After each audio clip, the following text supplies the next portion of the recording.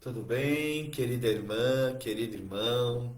Que alegria estar mais uma vez aqui na sua companhia para a gente conversar, bater papo e compartilhar a nossa vida, a nossa fé. Então, hoje eu trouxe um tema bem interessante que une espiritualidade e psicologia ao mesmo tempo. Nós vamos falar hoje sobre a raiva, a frustração, como lidar com as nossas projeções. Então é um assunto interessante que a gente lida assim no nosso dia a dia. Eu penso que o assunto principal é como a gente se percebe, né? Então, às vezes a gente age meio que por impulso, a gente fala por impulso, então a gente não entra em contato com as nossas emoções, com os nossos sentimentos e agimos assim espontaneamente, meio que no piloto automático. E às vezes a gente é injusto com as pessoas justamente porque a gente não se percebe. E muitas vezes o problema não está no outro, na outra pessoa, mas em nós mesmos, né? Até porque quando a gente traz a situação para nós, fica mais fácil de lidar com o problema, porque o outro é diferente de nós. Às vezes a gente não tem acesso ao outro, a gente não consegue mudar o outro, mas a gente pode mudar a nós mesmos, a nossa percepção do outro, né? Então, vamos falar sobre a raiva, que é uma emoção humana, né? Todo ser humano em algum momento sente raiva. Não é um sentimento assim gostoso, prazeroso, como a alegria, né? Como a paz, mas é um sentimento humano. Às vezes aparece em uma situação e a gente tem que aprender a lidar com isso, né? Então, por assim dizer, a raiva quando vem, ela é uma pedra bruta, né? Uma madeira bruta. E então a gente precisa trabalhar esta pedra, né? Limar as asperezas para que ela não fique, ela não fira, ela não machuque nem a nós mesmos e nem as demais pessoas, né? Ou como uma madeira que a gente vai moldando para que ela fique mais apresentável, por assim dizer.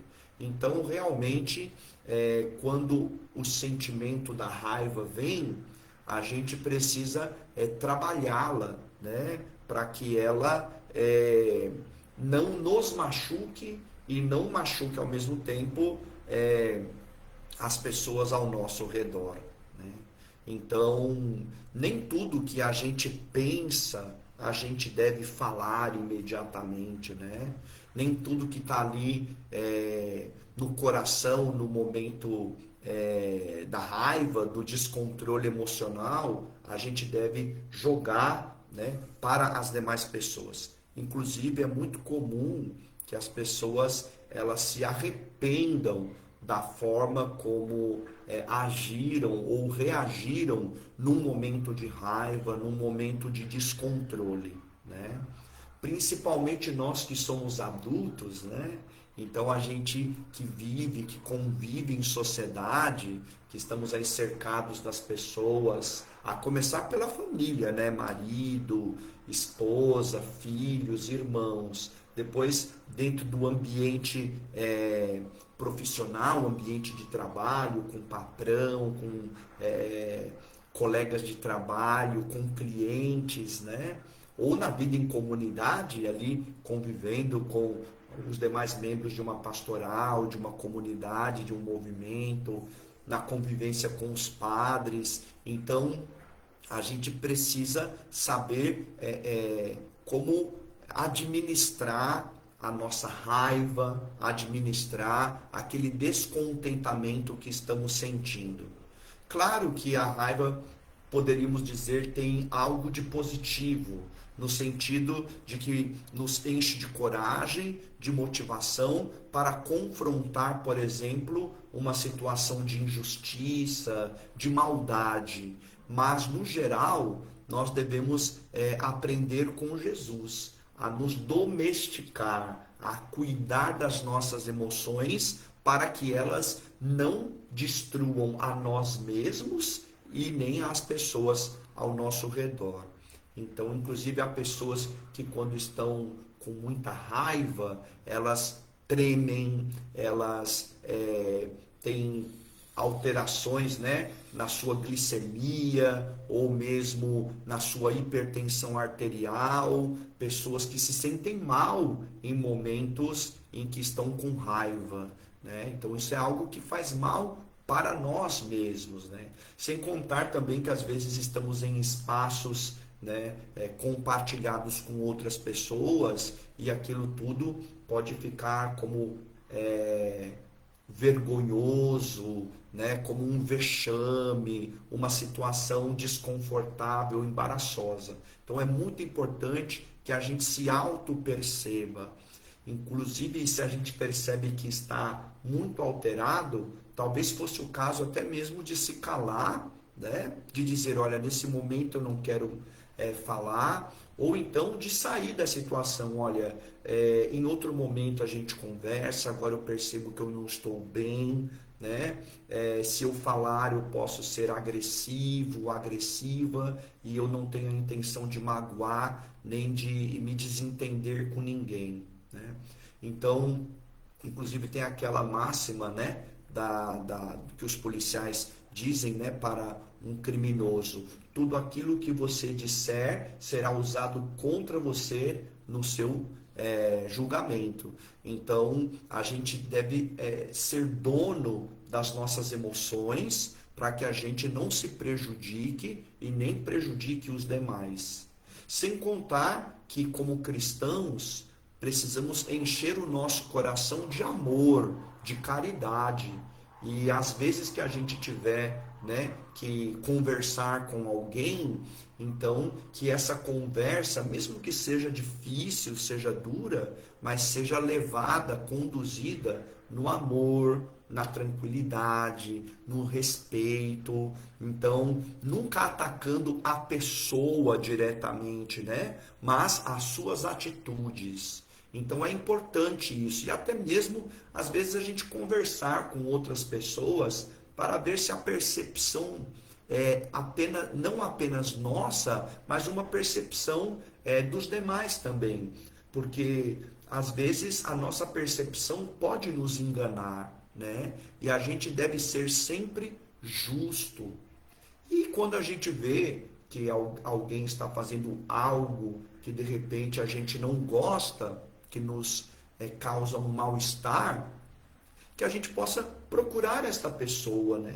Jesus mesmo havia dito: se você vê o seu irmão pecar, vai lá e converse com ele, para que vocês possam resolver a situação entre vocês, sem levar a situação ao conhecimento dos demais. Então, preservar a pessoa, né? Isso é tão bonito, isso é a caridade cristã, não é mesmo?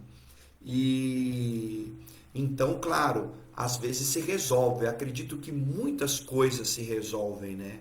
Agora, na situação que não se resolva, então aí tem que levar mais uma pessoa para tentar convencer, né, quem está errando a mudar de atitude, né? E caso não escute nem duas ou três pessoas, aí sim é necessário levar a situação para o superior, o responsável, né?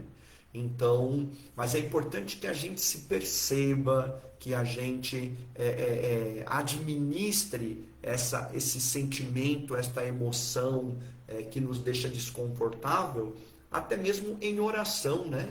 Muitas coisas a gente deve orar primeiro. Será que eu devo falar? Será que é certo falar? Será que eu estou falando com uma motivação sincera, válida? Ou, às vezes, eu tenho inveja da pessoa, eu tenho ciúmes da pessoa, ou porque a pessoa não se enquadra na maneira como eu penso, nos valores que eu considero importantes. Então é sempre importante a gente passar por uma peneira, né? Aquele sentimento bruto, para ver o que realmente é legítimo como um questionamento, né? E isso não apenas na vida real, mas no mundo virtual também. Então, nós temos ali, né, nas nossas redes sociais, às vezes comentários que são agressivos, que são assim, que atentam contra a boa fama da pessoa. Às vezes a gente não dá à pessoa a oportunidade de se defender, de mostrar quais são as suas motivações, o que está por detrás. De fato, o conhecimento que nós temos das pessoas é muito limitado. O que nós conhecemos é só a pontinha do iceberg, né? Aquela parte que fica fora da água, mas tem toda aquela parte de gelo subaquática que, apesar da gente não ver, está ali presente.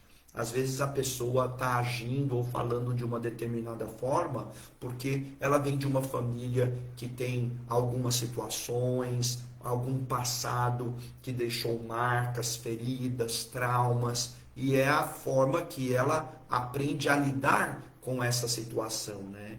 Então é importante que quando a gente se aproxime de alguém para fazer uma crítica, que a gente, sei lá, tire as sandálias dos pés, como foi a recomendação do anjo do Senhor a Moisés, lá no episódio da sarça ardente, né? Tire as sandálias dos seus pés, tire os seus preconceitos, né? Tire os seus julgamentos.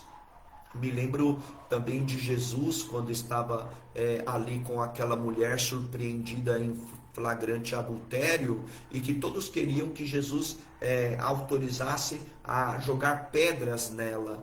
Mas Jesus não foi na onda deles, né? Jesus, ele entendeu que era preciso olhar a vida daquela mulher e olhar a vida daqueles que a julgavam também, né? Quer dizer, por que ela chegou naquela situação, né? O que levou ela a cometer o adultério? Não tinha cometido sozinha, havia uma outra pessoa também, né? E aonde estava essa pessoa? Porque somente a mulher foi levada para o centro, né, para o julgamento, e o homem não. E também que eles se autoexaminassem. Será que nós somos realmente superiores a ela? Será que nós estamos tão livres assim do pecado? Ou será que o nosso teto também é de vidro e pode quebrar, né? Claro que a gente não tem que se omitir. Quando há algo errado, a gente deve se manifestar. A gente deve trazer a luz da verdade, a luz da fé, para iluminar aquela situação. Mas a gente sempre tece crítica às pessoas, críticas construtivas, no sentido de que ela possa crescer, ela possa se superar, evoluir, por assim dizer. Então, mas que a gente saiba falar com amor, falar com carinho, né? Fruto de uma reflexão pessoal, em que a gente não despeje no outro, não, desculpa a expressão, vomite no outro aquelas coisas ruins que nós trazemos no nosso coração, né? Então, a ira humana, ela não produz a justiça divina. A ira humana não produz a justiça divina. E a gente deve aprender a controlar a nossa língua, né? Porque a língua, ela pode ser um instrumento de matar a pessoa, né? Quer dizer, na sua espontaneidade, na sua forma bruta de falar, pode machucar, pode ferir, né? Claro que a gente também não pode ser hipersensível às críticas. Tem gente que não suporta uma crítica, já fica emburrado, já quer desistir de tudo, já começa a xingar, por assim dizer, né? Então não é assim. A gente precisa aprender a escutar as críticas, mas também a fazer as críticas, né? Inclusive, como se diz, a gente tem 2 ouvidos e uma boca, o que significa que devemos ouvir mais né? E falar menos. O sábio é a pessoa que escuta mais, que aprende das situações, né? Enquanto que o nécio, o tolo, ele fica aí se achando superior e não percebe as suas falhas, os seus limites. Todos nós podemos crescer, devemos crescer, mas este crescimento deve ser feito com paciência, com respeito. É como uma mamãe, um papai, uma vovó, um vovô que cuida, que educa a filha, o filho, a neta, o neto com amor, né? E não xingando, dizendo grosserias, né? Sem paciência, batendo, pior ainda, né? Quer dizer, o amor é que corrige, o amor é que educa, é o amor que faz crescer. E aprender a lidar com as nossas frustrações, porque o outro é o outro, não sou eu. O outro, a outra pessoa tem o direito de ser quem ela é. Então, às vezes, a gente cria muitas expectativas em relação às pessoas, achando que elas devem falar, agir como nós faríamos. Mas não é assim que funciona. Cada um é único, cada um tem a sua liberdade. E a gente precisa respeitar, não é mesmo? Por exemplo, nós sabemos que o cigarro, que a bebida não fazem bem para a saúde, né? Muito pelo contrário, prejudicam, né? São causa de muitas doenças e até de desentendimentos familiares. Mas se a pessoa adulta, ela decide fumar, decide beber, o que nós vamos fazer? Nós vamos xingá-la, vamos maltratá-la, vamos condená-la? A gente precisa saber conviver com as pessoas. Agora, claro, né? No caso específico de quem bebe, quem fuma, precisa respeitar as outras pessoas que não bebem, não fumam, para também não prejudicar o ambiente, né? Porque às vezes há pessoas que também são muito sem noção, vamos dizer assim, né?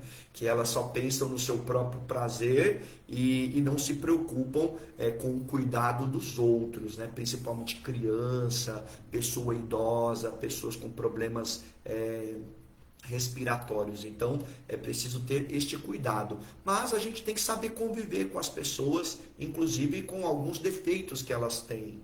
Então a gente já quer logo mudar a pessoa, e se a gente não muda, a gente fica com raiva. Não é assim, a gente precisa aprender a ter essa tolerância e administrar as nossas expectativas. As expectativas são nossas, nós que precisamos administrá-las. As pessoas nunca vão ser exatamente como nós queremos dela. Assim como nós mesmos não somos o que as pessoas pensam de nós. Então é preciso ter esta convivência harmoniosa, respeitosa, principalmente baseada na nossa fé, na nossa esperança. Agir e pensar como Jesus, como já dizia a canção, né? Amar como Jesus amou, sonhar como Jesus sonhou, sorrir como Jesus sorria. Então, este é o nosso objetivo, esta é a nossa meta, viver de tal forma que as pessoas possam ver a Cristo através de nós, das nossas atitudes, das nossas palavras, que sejam carregados de amor, de afeto sincero. E às vezes que tenhamos que corrigir, e é inevitável para quem tem uma função educadora, né, para formar, né, uma consciência. Então, a gente tem que falar, mas falar com palavras cheias de amor, né? E, melhor ainda, após uma correção, ter a experiência do acolhimento, um abraço, um dizer, conte comigo, se eu puder ajudar, se oferecer, né, para ajudar a pessoa. E aprender a receber as críticas, né? Também, então não ter esta hipersensibilidade, ninguém pode falar nada para mim que eu já me sinto mal. Não, a gente tem que acolher as críticas, porque quem ama corrige, quem ama deseja o melhor. Então todas as críticas são bem-vindas quando feitas com amor, na caridade. Então é isso, minha gente, que eu queria ter conversado com vocês, um assunto bacana, um assunto do nosso dia a dia. Se você gostou desta live, deste vídeo, compartilhe com alguém da sua família, uma amiga, um amigo, um irmão de comunidade, para que esse conteúdo possa abrir a mente, o coração e ajudar a todos a termos uma convivência mais harmoniosa, mais fraterna dentro dos nossos lares, nas nossas comunidades, no nosso ambiente de trabalho e em toda a nossa sociedade. Então eu encerro desejando a você uma semana maravilhosa, com Deus no coração e com a intercessão da nossa mãe, a bem-aventurada Virgem Maria. Que desça e permaneça sobre você a bênção do Deus Todo-Poderoso, em nome do Pai, do Filho e do Espírito Santo. Amém. Até a próxima, gente!